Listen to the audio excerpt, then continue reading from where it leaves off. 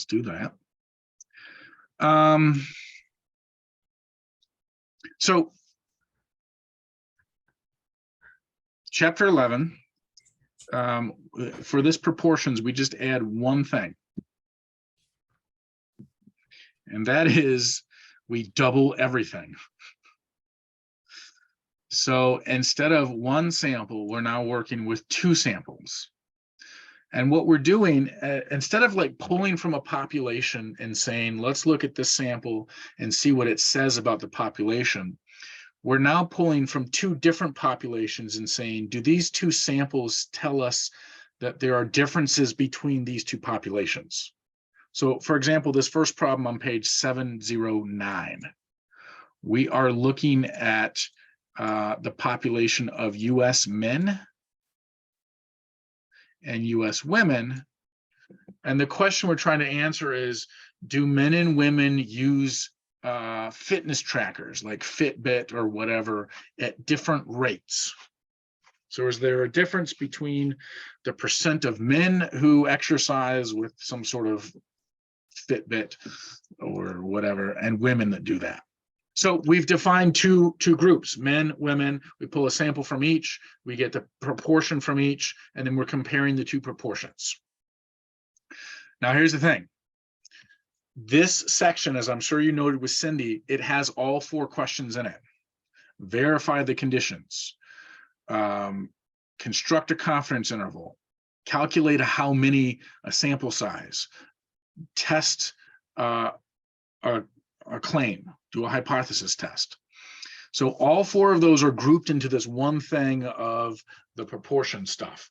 And really all the information is the same. We just go to one different place. We go to the two sample menu in StatCrunch and run our business. So there isn't much new with this. So how about we just check and see how everyone is about number one. The first thing I want to ask is, do you all understand what these little subscripts are?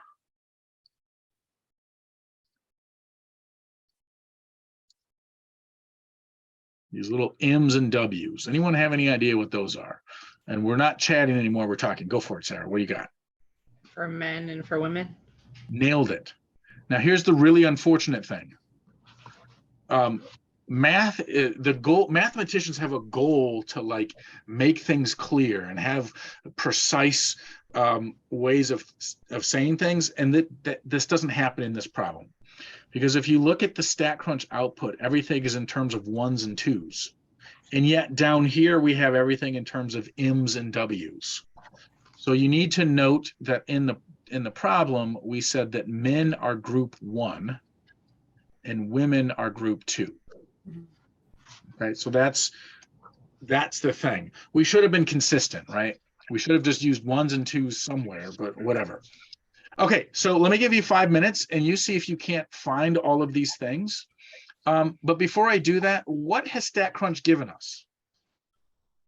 Hypothesis test, confidence interval, verify conditions, or how many thing? What kind of output do we have sitting here? We have the confidence interval because it gives us the upper and lower limits. Right. Good. It says it here, and you're remembering the upper and lower limits. Good. So this is the old stuff. We haven't done confidence intervals since chapter 9, and it's been a while. So dig deep for all that. Okay, 5 minutes, see if you can fill it out. So the timer.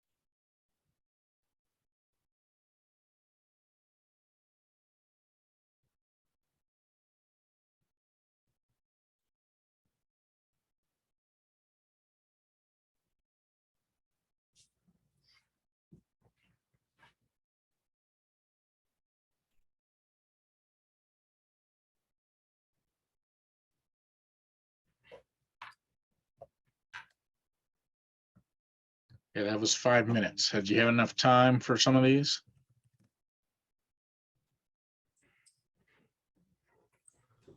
I am totally lost. Go ahead. Talk to me. Totally lost. I don't know if it was just the world's worst day or what, but I can't seem to grab what I'm trying to grab out of this. Like, I know that there's stuff there, but I've got the formula for the confidence level, and I think I've got N, but can't tell you what to do next. Okay, well, let's fill those in. So confidence level, does everyone agree it's 91%? My question is, where did you get that? Because I've been trying to figure that out. Remember, this is an old one, right? I know. We say, well, and it's weird how we say it. We say 91% confident interval, and you're just supposed to remember, oh, this percentage is the level. Like, it doesn't kind of make sense. I mean, I It'd knew be it was nice a to be- percentage, but I wasn't sure. Because most of the time I think we get it, but Yeah, we don't state it explicitly. That's the thing. It's always going to say a blank percent confidence interval, and whatever that percentage is, that's the C level. It's kind of a weird way, but this is how it's done.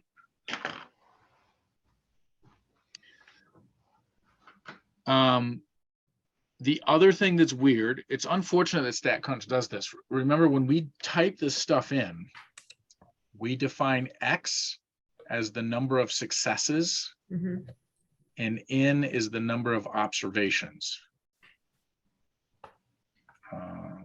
Successes. But when we give you the output, we write it this way. Count is X, total is N.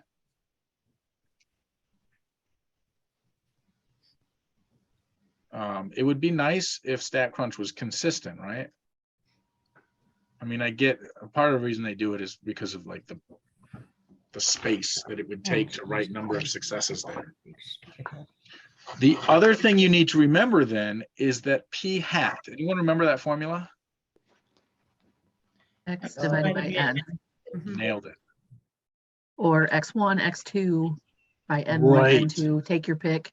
We've got two of them here, right? So we're calculating two of them. So it's really XM over XNM. So this first one, did y'all feel good about 350 Yes. and 460? Yes. Mhm. And then the P hat for M would be the 63 over 350, which I believe is 0.18. It is. Excellent. But your formula would be the X, did you say XM1? Right. Well, that's the weirdness about the notation, right? Up here, it's X, they're ones, but really the way we label them down here, we're treating them as M's. Oh, just XM in this Yeah. case. Okay. And the subscripts are just so we can keep track of what goes with what. That's all it is. Got it. Unfortunately, it's kind of unnecessarily confusing. Okay, so then the P hat W is the number of women that use Fitbits divided by the total number of women in the sample. 0.25. Oh, Brianna, sorry. Which is, what is it, 0.25? Yeah. Now, if you notice, this is P hat M, this is P hat W, and the point estimate for the parameter is the difference between the point estimates from the two samples.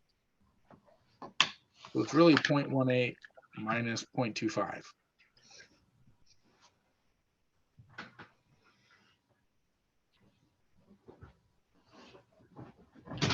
Which in this case is a negative 0.07. So who uses more Fitbits? Men or women? Men. Or I'm sorry, women. Why? How do we know that? They use 0.07 more. This is the key of all of these chapter 11 stuff because of the direction of the subtraction and the fact that we got a negative number. So if you look at how we did this, we said percent of men minus percent of women. If those two numbers are exactly equal, what would we get? A tie. What number would we get? You're right. It's 0. tie. 0, right? So if there was no difference in the rates of usage, this would be 0. If men used it more than women, the men number would be larger, and when we do the subtraction, we'd get a positive number. Since there's more women, there's a higher rate of women using the Fitbits or whatever. When we do the subtraction, a small number minus a positive larger number is negative. Hence we got the negative here. Is that confusing? Maybe that's just too confusing. So there's more women using, there's a higher usage rate among women than men based on our samples. 7% more, in fact. Okay, confidence interval, how do you all feel about writing that out?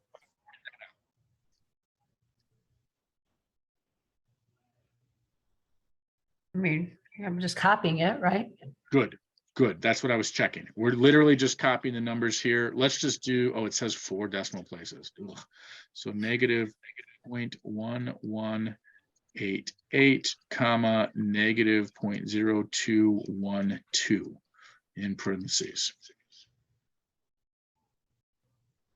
So remember what this means in terms of confidence intervals.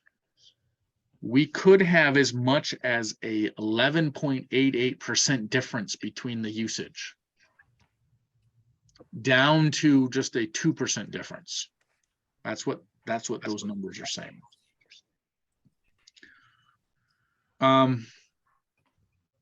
There's 2 ways. No, there's only one way to calculate the margin of error in this one.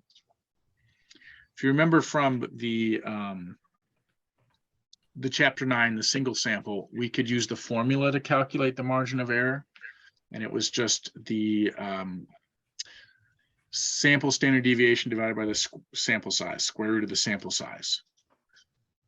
For this one, what we should use is our conceptual understanding of the confidence interval.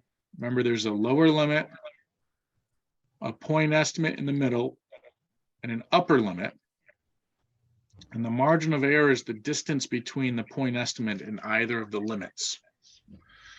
So the way we calculated that is used the width, which the width is the distance between the limits, and then cut that in half and you get the margin of error.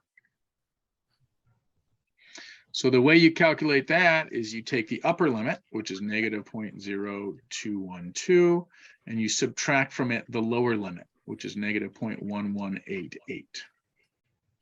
This is one you got to be careful with because you got that double negative there. Minus a minus means plus.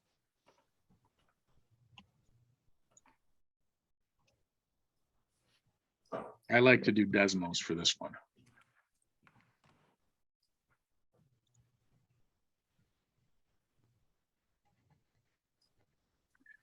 One of the things you can do is get that fraction right away by hitting the division thing.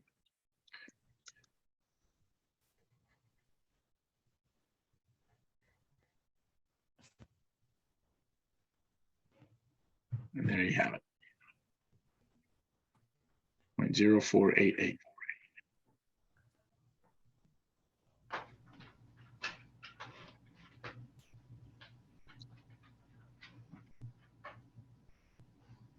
this number will always be positive because it's a distance, whereas your point estimate can be positive or negative just depending on the setup. Okay, how's that feel?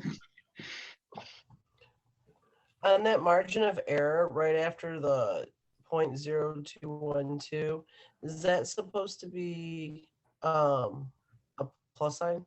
It's supposed to be a minus sign, something. Oh, it is going to be a minus sign then. Yes. The Okay. plus sign, you add it to get the point estimate. The point estimate. Okay. That's the average between the two limits. And you could certainly do that. We could add these two together, divide by 2, and you'll get negative 0.07, or really, really close.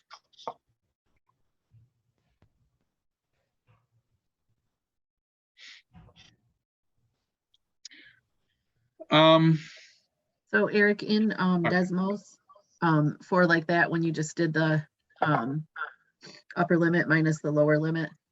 So you always want to put that in parentheses, I'm assuming, to get it, to get the right answer. If When you have two negative numbers like that. Okay. Yes. You can also just change it to plus, because that's exactly what happens. Okay. But So just that being was plus. consistent, like Okay. if you're afraid you're going to forget that, you could just always have them in percent parentheses. I think even if you don't, Desmos can handle it. Some calculators can't.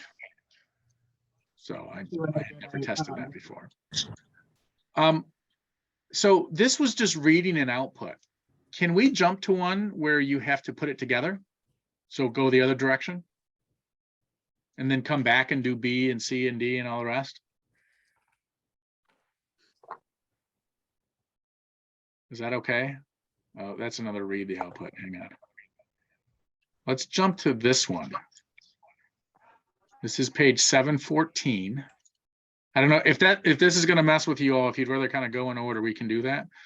I'm just thinking, why not try one where you have to find all the information and put it in StatCrunch?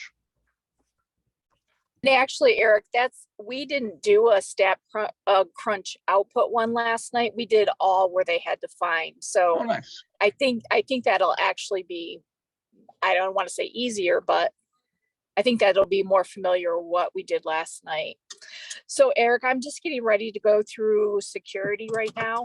I just wanted to remind, I don't know if you mentioned, because I got on a couple minutes late, but that the chapter 10 project, we're going to change that due date and have it due on Monday instead of on Sunday. That way you all can ask questions on Monday if you have any. Yeah, I did not remind them. Yes, and I will get on it and change that due date. So you guys, for those of you that don't want to see a late button, we don't want anybody to panic. So I'll get on and change that as soon as I get through security. That's if I get through security. I don't know.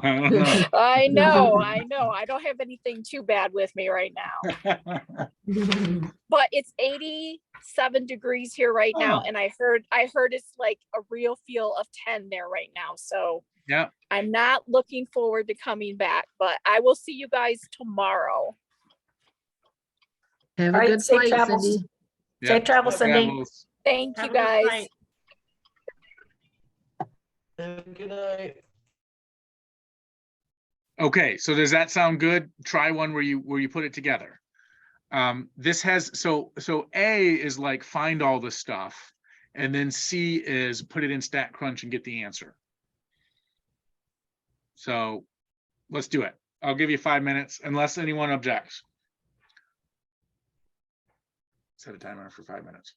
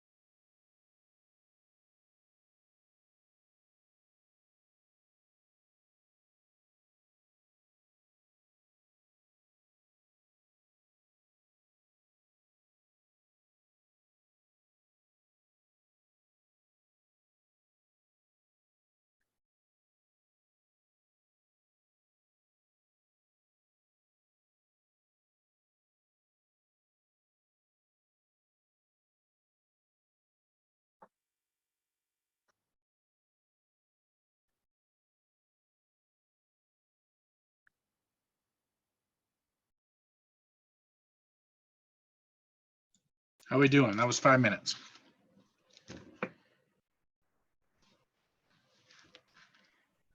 How far did you want us to go? I was just thinking A and C, but the whole thing is good too. Okay, Where's I'm everyone at?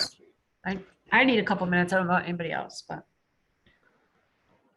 Okay, does everyone have this much? Dang it. No, yes. I did some extra stuff. Now, you may, some people this morning put their X's for where the P hats were and the P hats where the X's were, which is totally fine. Just a reminder, X is equal to P hat times N. And so you're doing that twice, once for the males, once for the females. But I'll give you more time. Feel free to ask questions if you're that time for 5 minutes.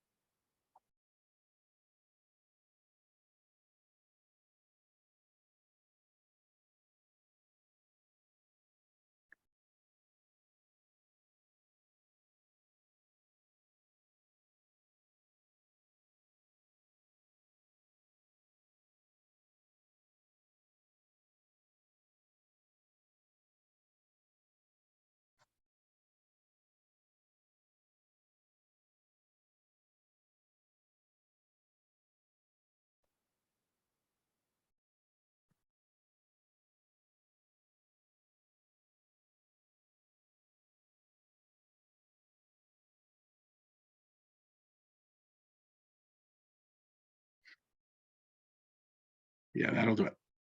That may be my fault, sorry.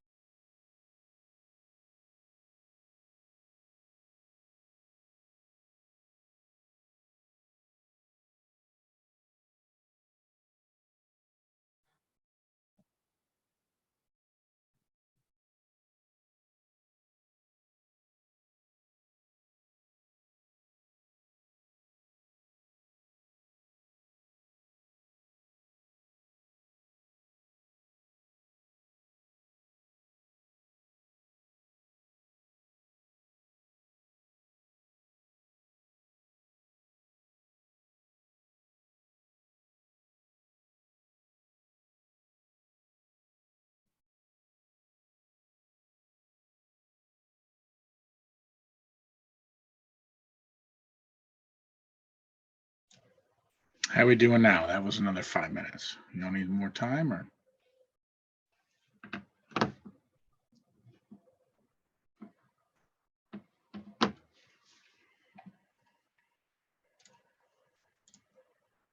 You wanted us through C?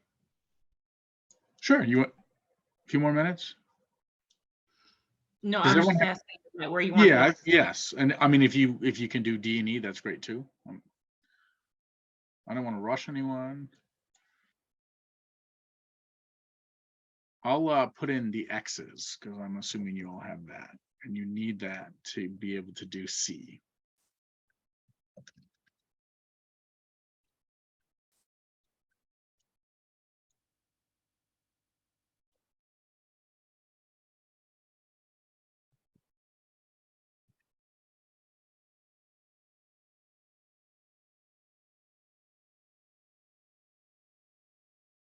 Okay, Alexa, we're on page 714.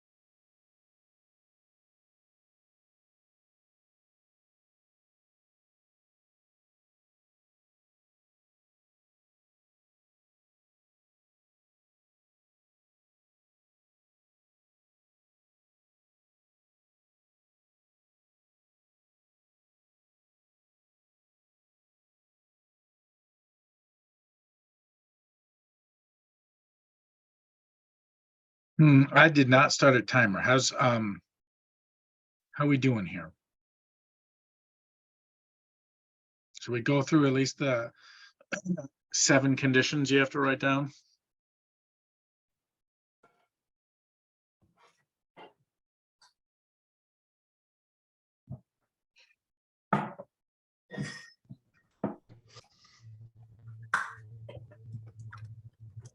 So what's annoying about the verify part is that you have to verify it for both samples.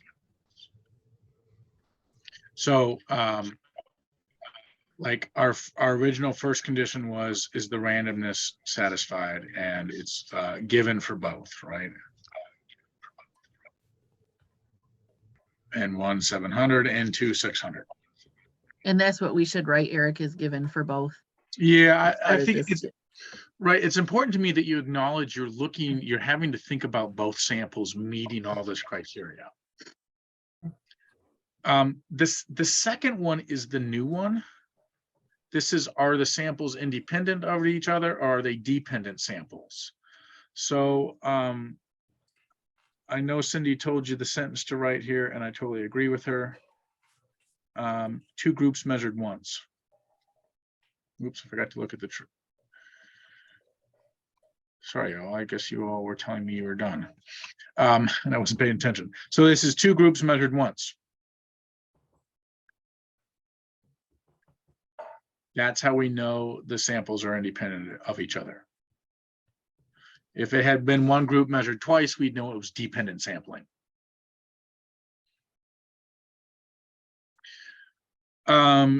Condition 3 is the independent of the population. Let's see, how do we say it here? Independent samples are independent of population. Yeah. Before, all we looked at was independence of the population. Excuse me.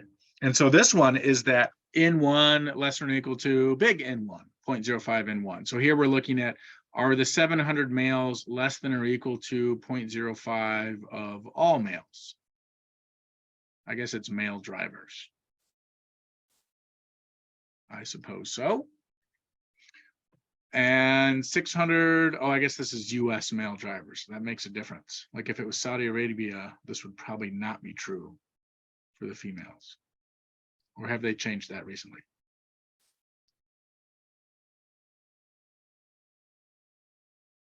It was not too long ago that females were not allowed to have a driver's license, I believe.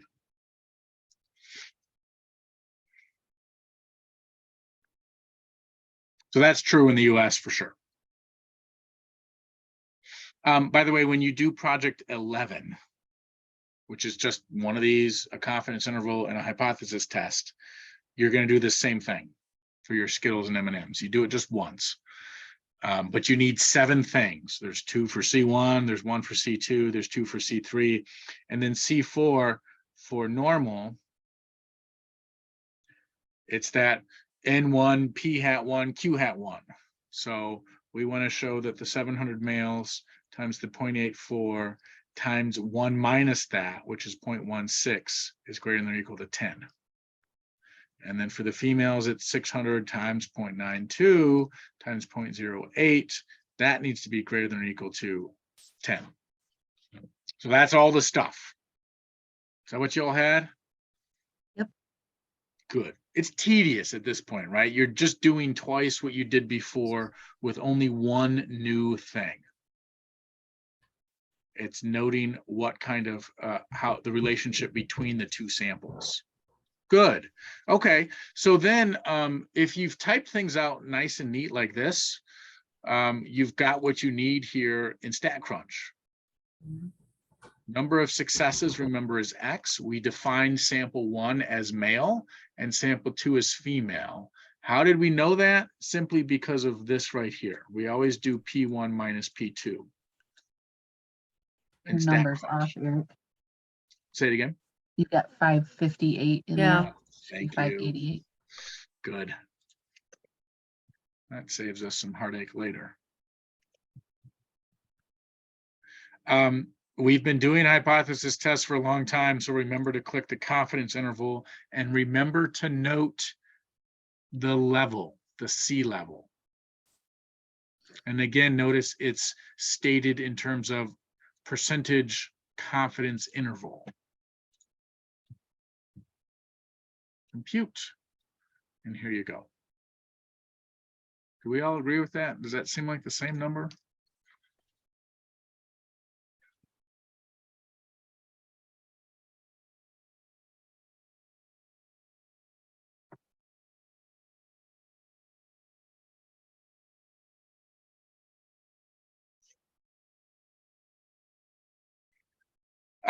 Interpretation is exactly the same thing you did back in chapter 9. It's just what we're talking about now is the true population difference in proportions.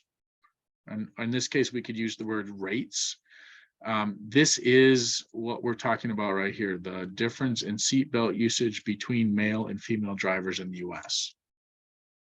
So we're going to say we are 90% confident that the true population difference in seatbelt usage rates is another word for proportion, is between these two numbers. So we might as well state that 90% confident the true population difference in seat belt usage rates between males and females is between, I guess that's a little awkward English using between twice, but whatever. And we can convert this to a percentage if we wanted to.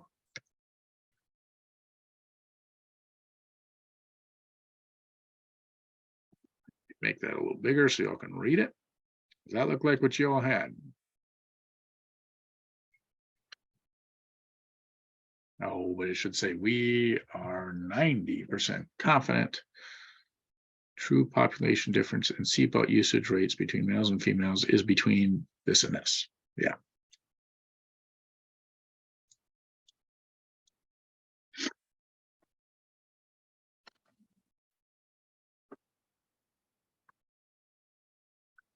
So then the big test the claim question. Remember back in chapter 9, we had to account for the number in the claim being in 3 different places.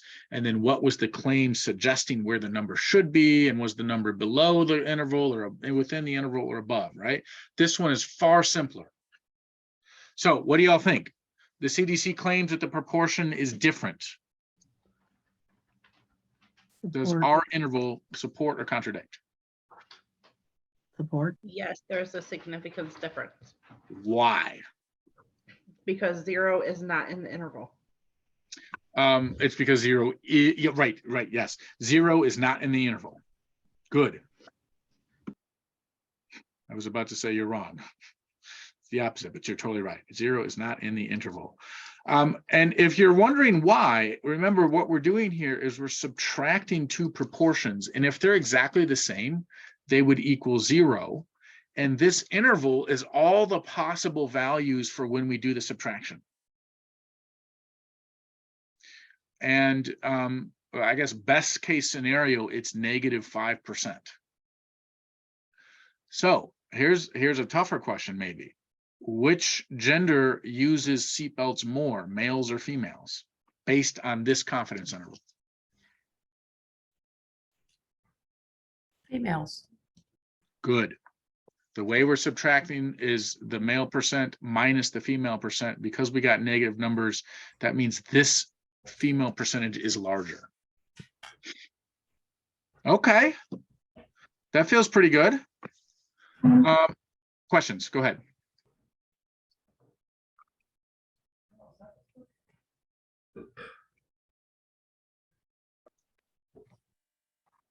All right, let's do a hypothesis test.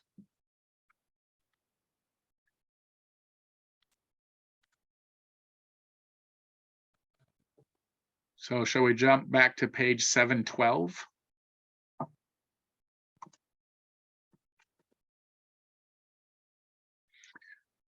Your guide, by the way, is page 277. I think that's a very useful guide for the test. One note, I'm sure Cindy told you this, I just want to reiterate it. When you do step 3, don't bother writing down the formula. It's a big old nasty formula that takes up a lot of space. Just write down Z naught and the p-value. So let's do 5 minutes, and at the end of that, I want to check that you get step 1 right. And if you want to confirm that you have step 1 right, feel free to toss it in chat, and I'll confirm or deny it. Set a timer for 5 minutes. I'm sorry, what'd you say, Eric? If you want to check your step 1 thing, feel free to let me know. Okay. Before the 5 minutes are up. Okay.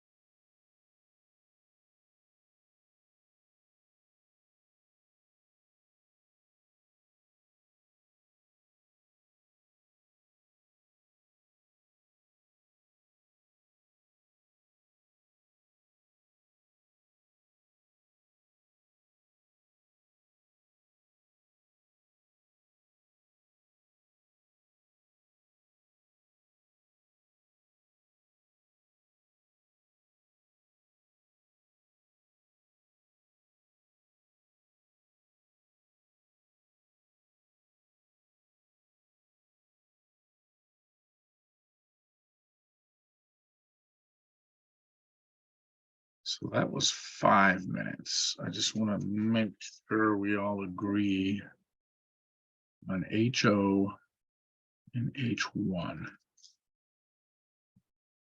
It says, can you conclude the proportion? That's important. That's how we know it's a P of patients suffering a heart attack or stroke is significantly lower for those receiving this T medicine. I don't know how to say it. So somebody told me this morning that she had you all writing it like this. I like that. And then we would write this one. It depends. So this is where we have to be careful. If we define the 1 to be the T medicine and the 2 to be the C medicine, then if we did T minus C, we're expecting T to be smaller. So it would be less than 0. If we had switched that, if we had made 1 the C and 2 the T, we would have made it greater than. So this symbol depends on what you pick to be group 1 or group 2. And you can pick it either way. You're not wrong unless we tell you which way to do it. Is that helpful for everyone? I'll leave you alone after this. I just want to make sure everyone feels good about that particular step. Okay, keep going. I'll do another 5 minutes. If you want to tell me when you're ready to go, we can do that so I don't wait around too long. And feel free to keep asking questions. I have one. So generally speaking, should go as we're reading this and we come to the first thing they give us, should that theoretically just be 1?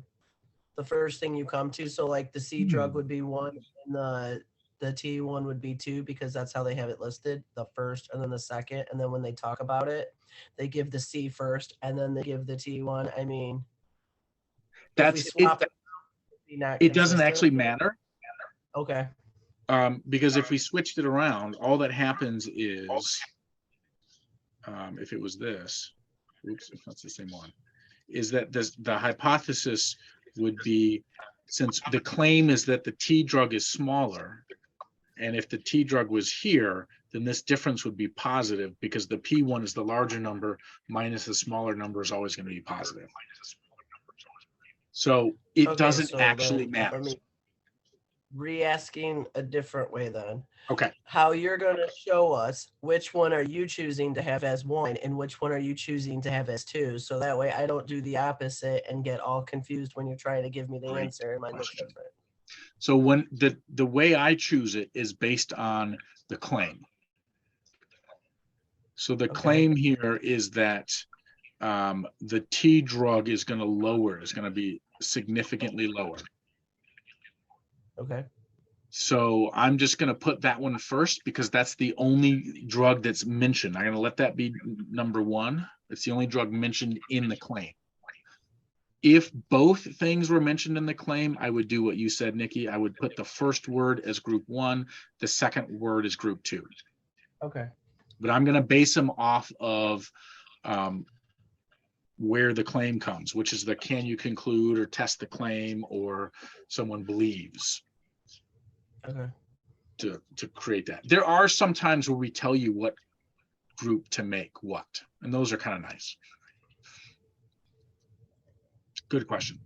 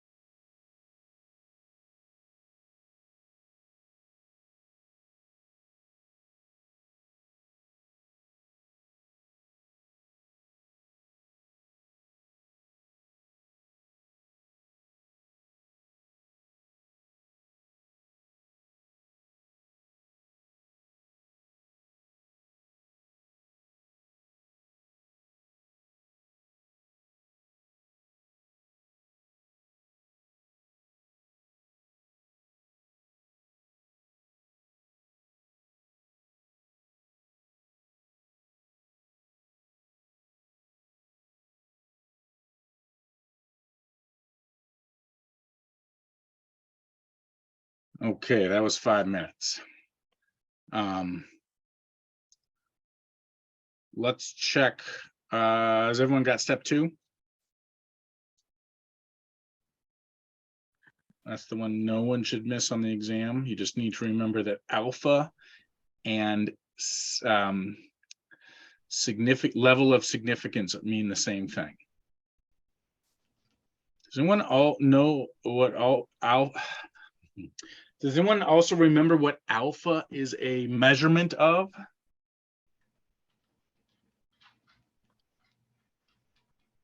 A type 1 error. Nailed it. Excellent. Good. Do you remember the relationship between the type 1 error and the type 2 error?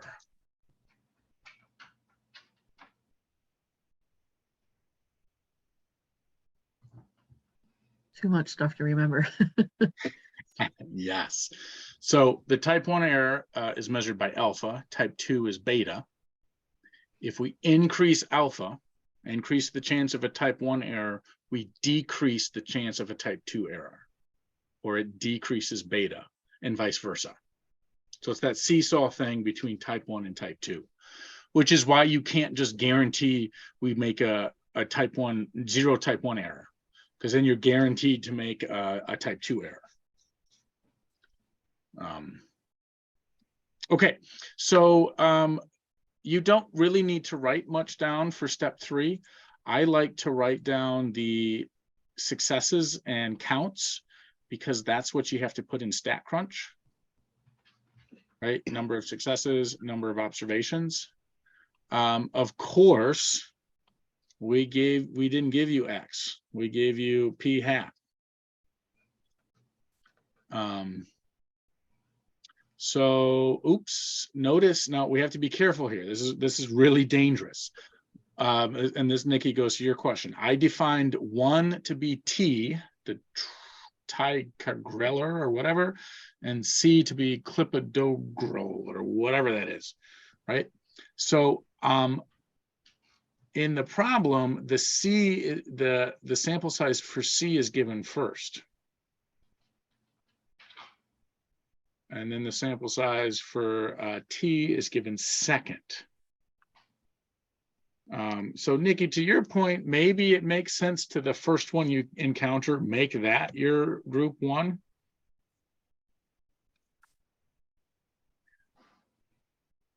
Did everyone have this?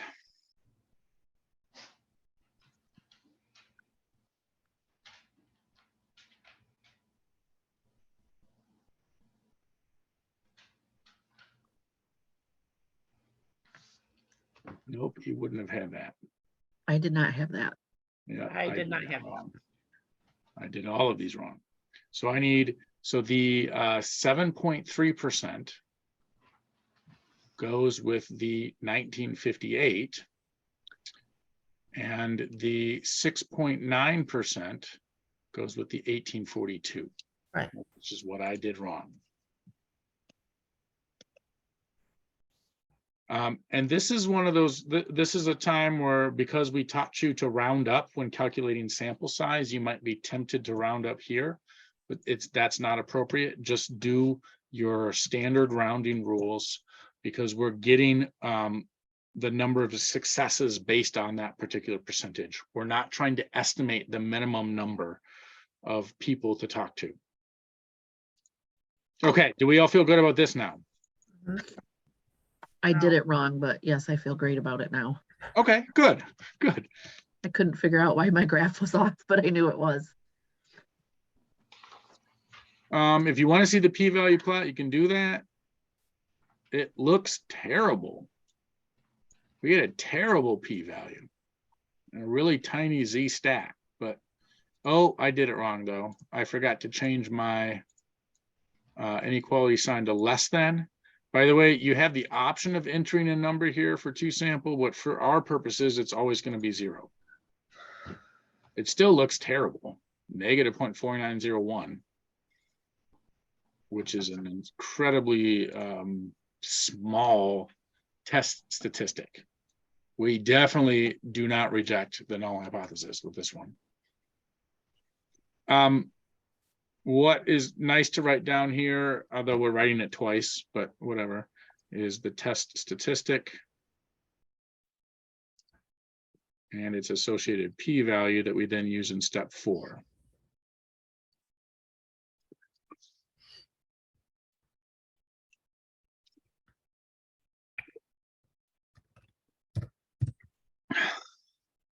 So I guess let's just smash this part out real fast. Swoop, swoop, doop, doo, doo, doo. Negative 0.49. Oh, I guess I should draw it a little more accurate, huh? Doo, doo, doo. I'm not going to be particularly bothered with accuracy on drawing. The important one then is, can you make the correct conclusion? Are the results statistically significant? And in this case, they most definitely are not. Far from it. Right, that's a huge fail.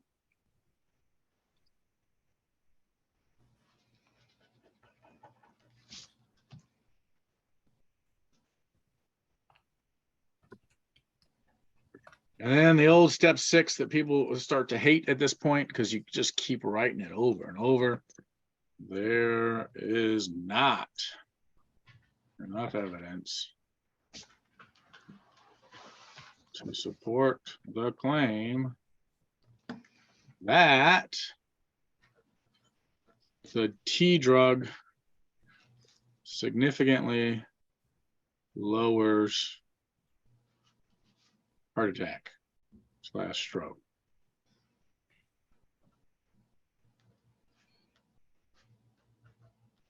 So really, we're saying there's not enough evidence to claim that the T drug significantly lowers heart attack or stroke. Heart attack. Okay.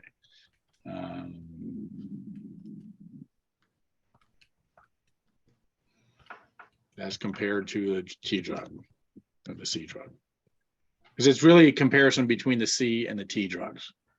And in terms of like practical significance, I guess if this is true, that there really is no difference between the two drugs and they're both shown to lower heart attacks or strokes, generally speaking, a doctor then can choose between these two and then pick the one maybe that has less negative side effects for their patient, because one is not significantly better than the other.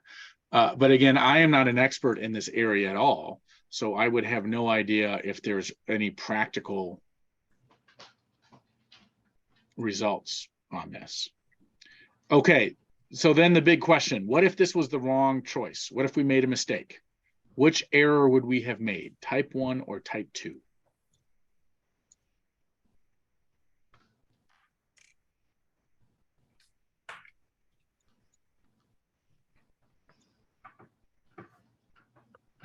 So in this case, Okay. Go ahead, which one?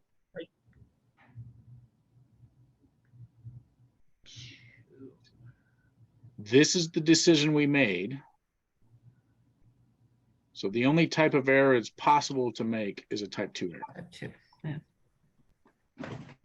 In this case, we weren't told whether the null hypothesis was true or false, so we didn't have to decide whether it was the correct decision or not. We just had to note anytime you do not reject HO, the risk is that you made a type 2 error. Anytime you reject HO, the risk of error is a type 1 risk. There's not necessarily one that's better or worse than the other. It's just they're always there. Okay. We've done all but one type of question.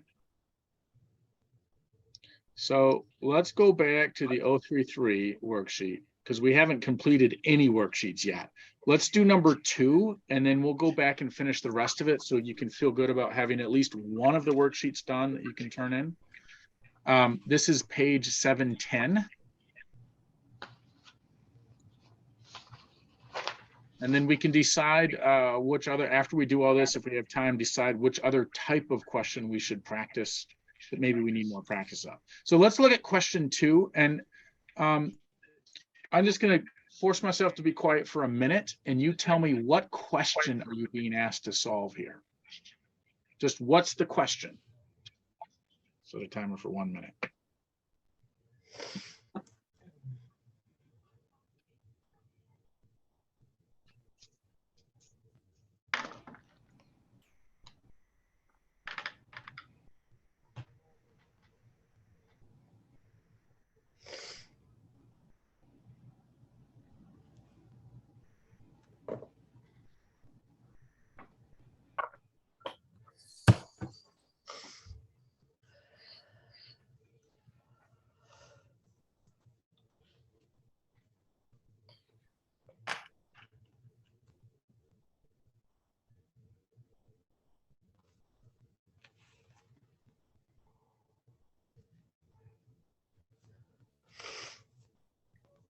All right, what do y'all think? What is the question?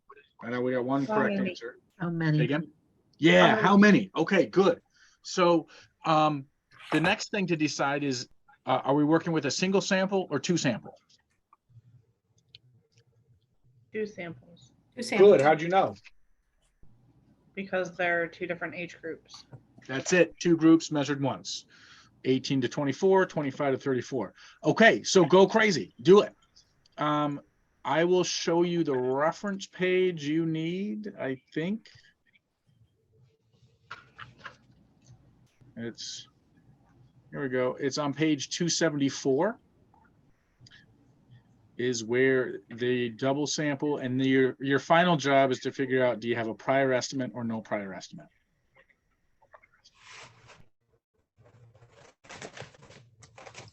I'll give you like 5 minutes to work this one. Let's do that. Set a timer for 5 minutes.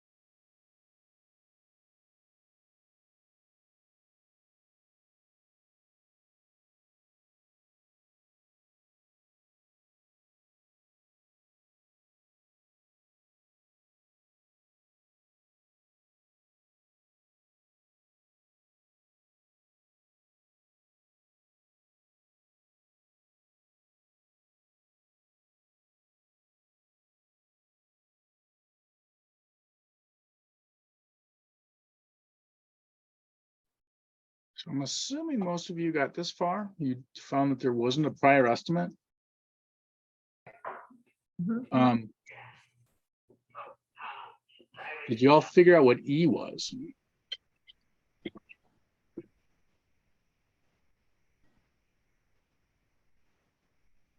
Or what That's the the, margin of error, right? good. So it'd be 0.00262. Good. That's an easy place to make a mistake, is forgetting to convert that percent to a decimal. That always happens with the calculating sample size for proportions. The critical Z value, did you all remember you had to go to calculators and normal, and you used the between and the confidence level. So 0.92, you get 1.7507 if you use all of the numbers. Mhm. It's okay if you round it, you'll have a slightly different result if you round it. Then we just plug it in, and this is a Desmos problem or otherwise, or your calculator. There isn't a nice stat crunch thing on this one.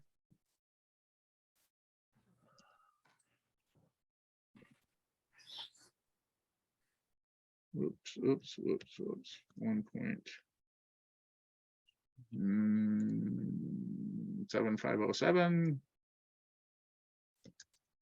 over 0.022, and then that mess squared. And then this is the one we always round up. So the answer, the result is 3166.27. So it's approximately equal to 3166.27, but the correct minimum sample size is 3167, and this is US adults. And technically it's this amount for each sample. So that many 18 to 24-year-olds and that many 25 to 34-year-olds. So really, if we're thinking about how many people we have to talk to, it's double this amount, because this is N1 and N2. So should we write them out twice on our, Yeah, you don't have to. Okay. It's okay to just be like, usually what we do is N equals N1 equals N2 equals that. But you're right, technically they're two different groups of people. Good, that's the 4 questions. So if we look back at this thing we wrote last time, this is it. These are all the questions you're being asked to do for chapters 8, 9, 10, and 11. And this is the new part that gets added in, is testing or checking what kind of sampling is it being done. Is it a single sample? Then it's a chapter 9 or 10 question. Is it a 2 sample?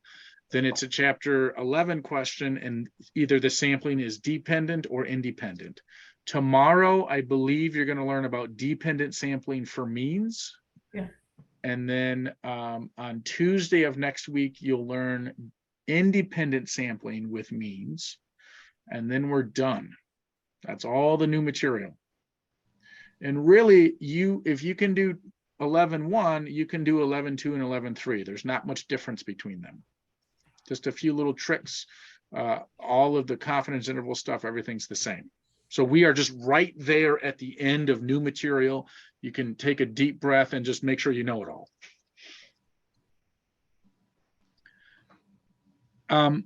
So of these 4 types of questions, which one do you feel we need the most practice on? Verifying conditions, constructing and messing with confidence intervals, calculating sample sizes, the one we just did, or hypothesis testing. Oh, wait, we were going to finish C and D, weren't we? Maybe let's do that first, and then I'll ask that question. So now we're going all the way back to 709. Sorry, this is really like all over the place. And we're going to finish up the problem we began with, and that is do a quick calculation of the critical values. You just did it. right here. And then verify 1,000 conditions, yikes. And then determine if the interval we wrote down right here, if it supports a difference or if it doesn't. So let me give you 5 minutes and you see how much of that you can get done. The timer for 5 minutes. Are we doing B as well on 109? Yeah, let's do B, 709? C, and D. Yep. Let's just knock out the whole worksheet and then you'll have one totally done.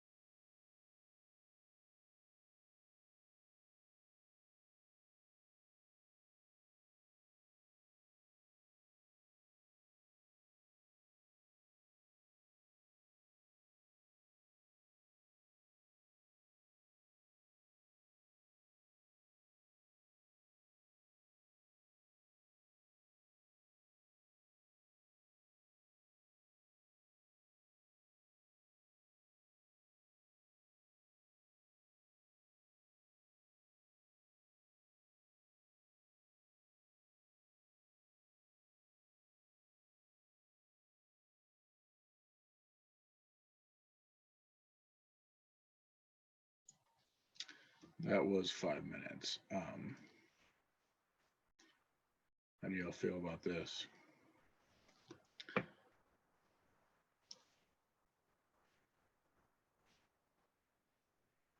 Just takes a while to write out. Oh, the one down below. Yes, Yeah. I agree. Let me give you 3 more minutes.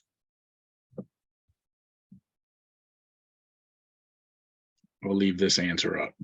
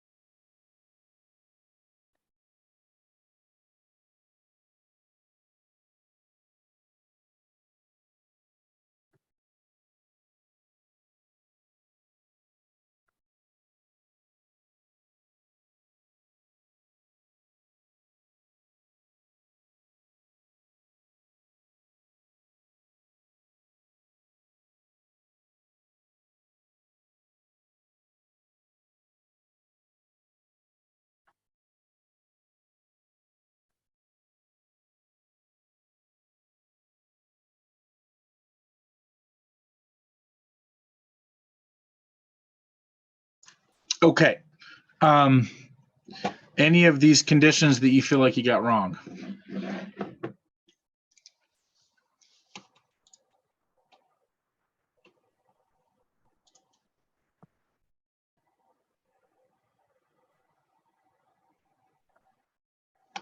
Good. Because I totally don't want to write them down. I think I've got the formula for the. Oh, I did this wrong. Never mind. Did you construct a confidence interval? Yeah, I think so. Yeah, that's an easy. That's a very common mistake. Verify just means give me those C1 through C4. Now, what do y'all think with this one? I'll copy down the first 2 digits. It's about negative 0.12, comma, negative 0.02. Is there a significant difference between these proportions? Does the interval imply that? And I think one of the things that can throw us off, often on this one for me, that throws me off is the word significant. Because that can kind of suggest practical, like, is there a practical difference? Like, is it so different that it's practical? If we just got rid of the significant, this question might be a little easier to think about. Does our interval imply there's a difference? Yes. 0 is not in there. And that's really all we're looking for. Yes, 0 is not in the interval. How do you tell if 0 is in the interval? If you go from a negative to a positive. Otherwise, if both numbers are negative or both numbers are positive, 0 is not in between. Okay. Is there any piece? Go ahead. Oh, sorry, Eric. Is it possible that on our exam, that we may see a question where this is no, where the answer would be no? Like if it was, say, negative 0.06 comma 0.03. And someone claimed that there was a difference between the two things. The answer is no, because 0 is in there. It goes from a negative number to a positive number. Okay.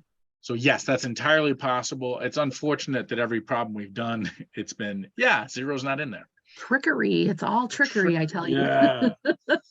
You got to remember, each problem is independent from the next problem. So your answers from any given problem have no effect on what the answers for the next problems are. Which is not the way my brain works, Eric. I know. No one's brain, everyone's brain is like, there's no way the answer could be 1 for every single problem. Like, wouldn't that be terrible? Like, the evil portion of me, when I taught like high school algebra, I wanted to write a test where every answer was 0, just for fun. But can you imagine? I did write one test where the answer was IDK. Because that was a common answer I got from students that just screwed around all the time. They just wrote, I don't know. And so I made one where that was the answer. Okay, so of the 4 things, which one do we want to practice? Do we want to practice a reading and output about a hypothesis test? That's number 3. Or do we want to practice a how many question? That's number 1. Or do we want to practice reading a confidence interval output? Or do we want to do a hypothesis test? There's 2 hypothesis tests for the 11.3. Oh, Will, that would that messes with your mind. See, what would be interesting is if they did that for Scantron, one exam it was all A's, then one all B's, then one all C's. Oof. So what do y'all want? Is there any particular one of these that you're like, man, I could use more practice, or are you all feeling pretty good?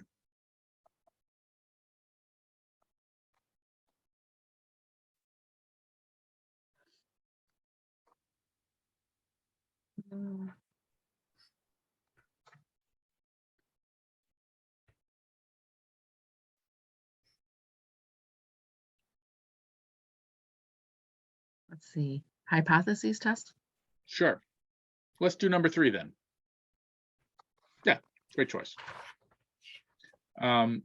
This then will really finish the first worksheet. I keep thinking these are kind of long ones. I keep thinking this would finish it, but this will really do it. So just things to, I should say this, on the final exam, you will be tested, your knowledge of all of this material will be tested in 2 ways, just like the midterm. One is I hand you all the information and ask you questions. In other words, can you read the StatCrunch output? The other is I hand you the question, can you generate the StatCrunch output and do all the rest? So this is the can you read it question. So let's do 5 minutes and you see if you can't get A, B, and C. Or at least, yeah, see how far you can get. So a timer for 5 minutes.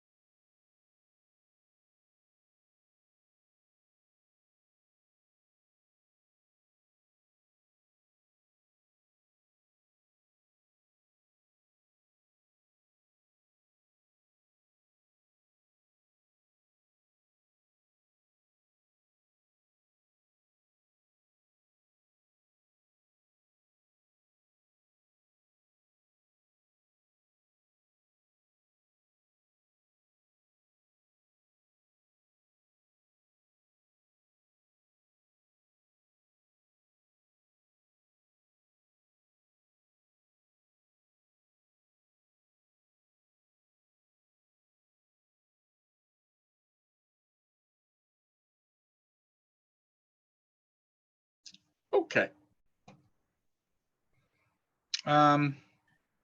Left tail? Because of less than? Oh, look at that. Here we messed with you, right?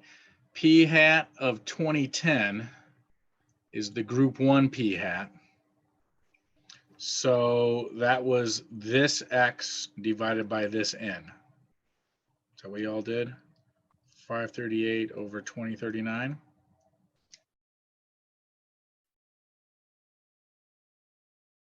And then you're told that the group 2 P hat is this.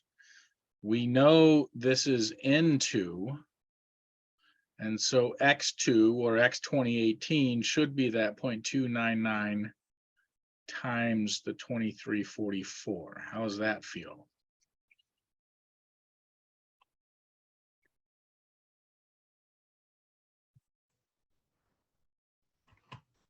Whoops.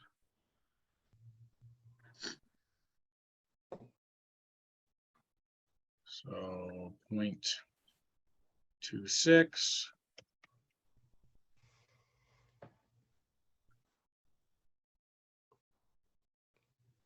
And 701. It seem okay?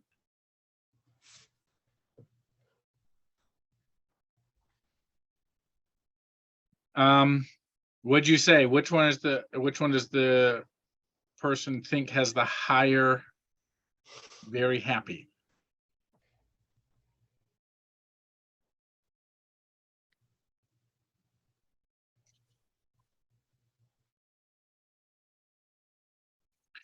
And the way to think through this is to note which way they're doing the subtraction. 2010 minus 2018. And their claim is that it's less than 0. So if we're getting a negative number, which is supposed to be the big one? The 2018. Good, good. It occurs to me that I could give you a little formula for this. If we do big minus small, that's guaranteed to be less than, greater than 0. If we do small minus big, that's guaranteed to be less than 0. So that's kind of the structure of how it would happen, how to think through the claims. All right, and then you're just supposed to do steps 4, 5, and 6 here, right? So step 4 is just graph these two things. Oops, am I going too fast? So it just graph the z-stat and the p-value. Step 5 is doing the alpha part. Is the p-value less than alpha? So alpha is 0.05, the p-value is 0.049, right? Yeah, no, 0.0049. Definitely true.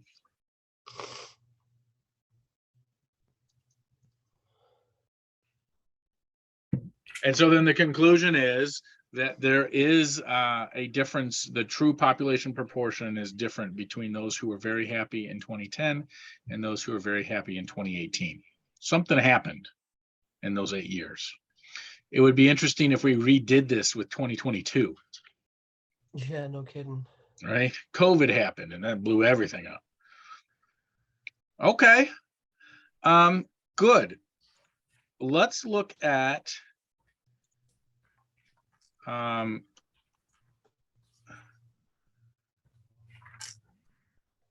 so let's go back to letter C for 710. And I just want to clarify that you're not constructing a confidence interval here. You're stating how the 4 conditions are met.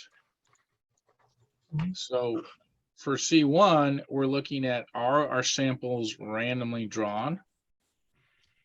And that's given for both. Right? Both samples were randomly selected. For C2, independent samples, that's 2 groups measured once.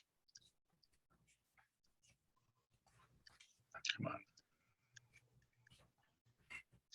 Now the confidence interval itself, we already knew from right here.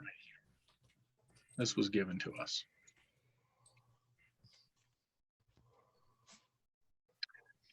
Let's see. And then I probably should have written these out for you all. I should stop being lazy, right? And then C3 is independent of the population. So we kind of just called this one independence. So that was the, let's see, the 350 less than or equal to 0.05 of all men, which is the 101 million men. And that's definitely true. Don't need to multiply that out. And then for women, it was the 460. And this is how many, what, women drive? Is that what this one was? I can't. So do read we what- just not need to multiply those out at all? When there's such, that- yeah, you don't ever, Okay. for me, you don't ever need to do it. Because to me, it's Okay. like, yeah, that's pretty obvious. If it makes you feel better to multiply them out, go for it. Well, not that I don't have confidence in myself, but if I got that wrong, if I wrote it, it's just one more thing that you could, right? Right, agreed. Like you could accidentally hit one number in wrong and it get off. Yeah. Yeah, just as long as you put it in there. Even if you left the number out and put all, I would be happy, even though we gave you the number. And then the normal one is, it's all this, right? It's 350, what's going on with this computer? Times the P and the Q, is that greater than or equal to 10? And then the 460 times the P and the Q, and is that greater than or equal to 10? In your projects, this condition may not be met. And that's okay. Let's see. So for the men, it was 0.18 was the P hat. And then that would make the Q hat 0.82. For the women, it was 0.25. And for the men, and then the Q hat would be 0.75.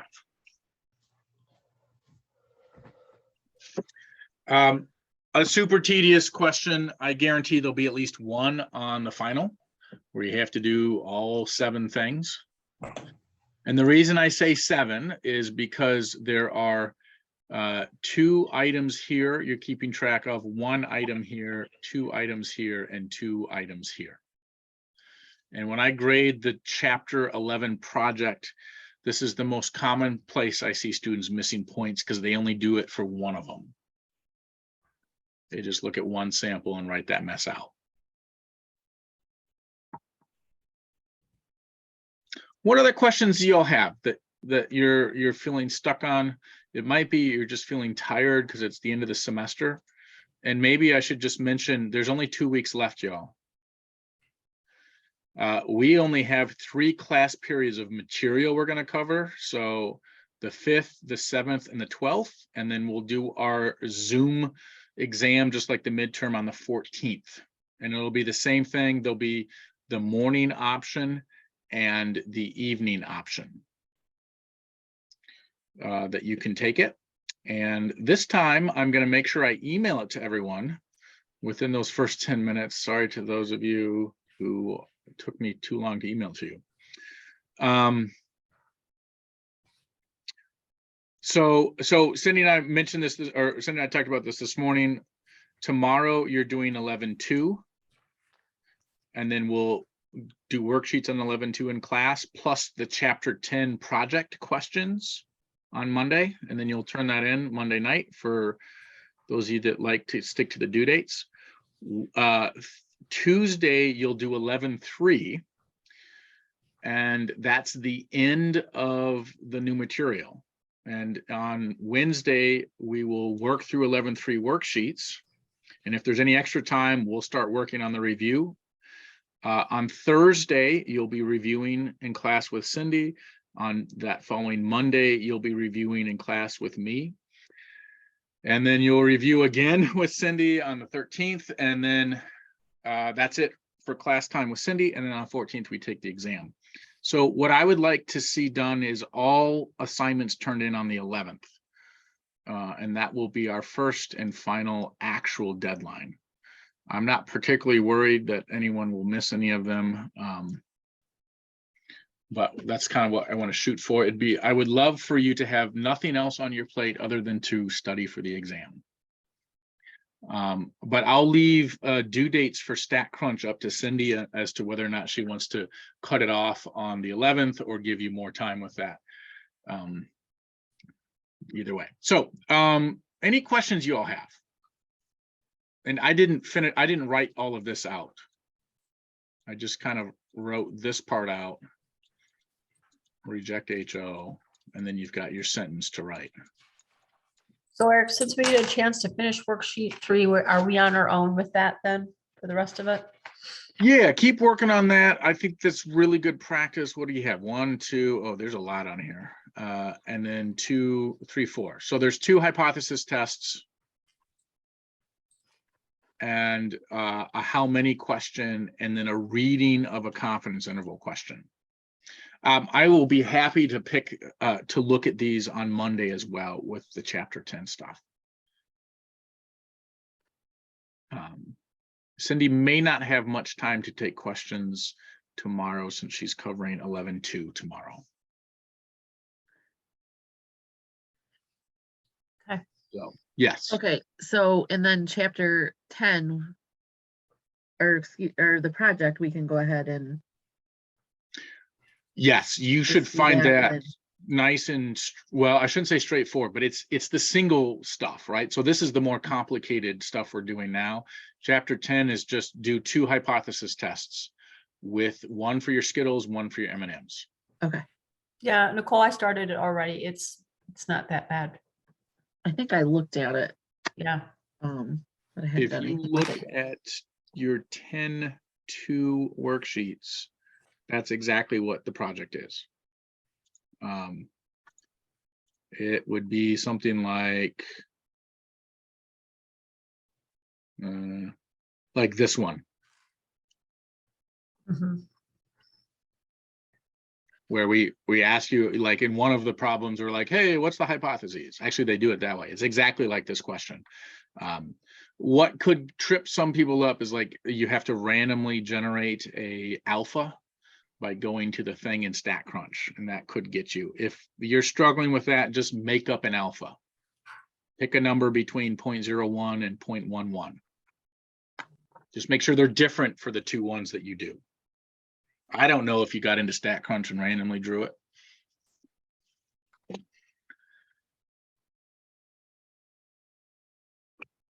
Okay. I am happy to stick around and answer any questions anyone has. Otherwise, we've done it. And we're almost done. We are right there. So hang in there, everyone. All right. Have a good night, guys. You too, Patty. Thanks. Stop recording.